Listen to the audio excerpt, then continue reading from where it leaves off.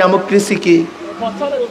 মুসলমানরা জানেই না সেকুলারিজম কি, মুসলমানরা জানেই না কমিউনিজম কি, মুসলমানরা জানেই না সোশ্যালিজম কি, ক্যাপিটালিজম কি। ডেমোক্রেসি, ডেমো মানে ডেমো জিনিসটা কি? Democracy, socialism, capitalism.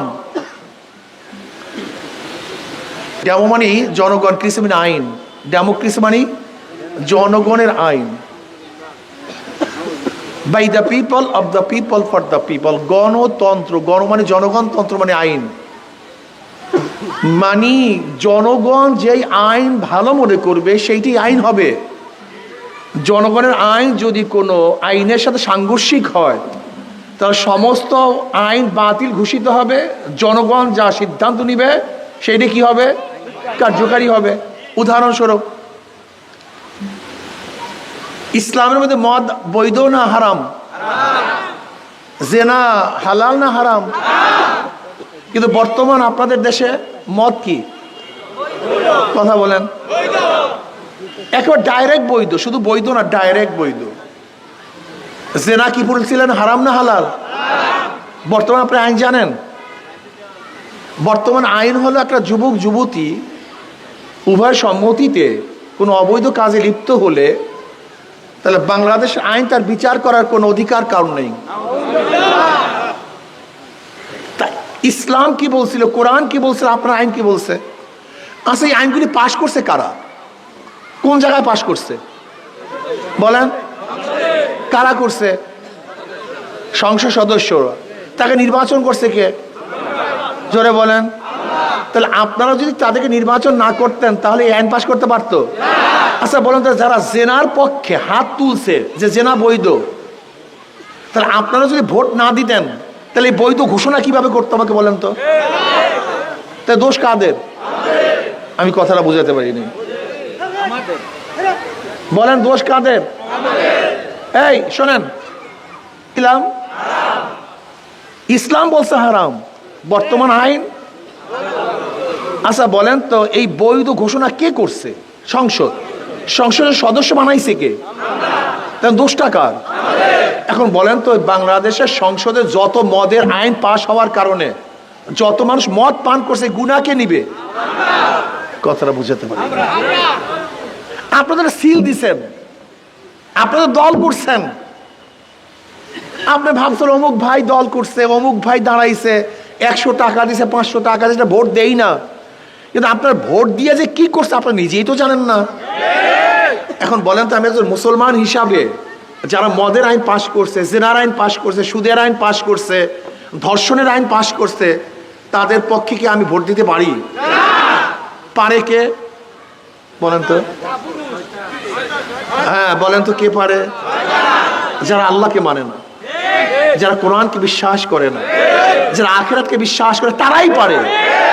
যারা আখিরাতকে বিশ্বাস করে তারা কোনো অবস্থাতেই, যারা জেনার আইন পাশ করে, সুদের আইন পাশ করে, ঘুষের আইন পাশ করে, মদের আইন পাশ করে, তাদেরকে সাপোর্ট করতে পারে না। এটা ধর্মীয় দৃষ্টিকোণ থেকে আমরা যারা ধর্ম পালন করি। এবার আসুন, যারা 53 বছর পর্যন্ত দেশ শাসন করছে তাদের অবস্থাটা কি?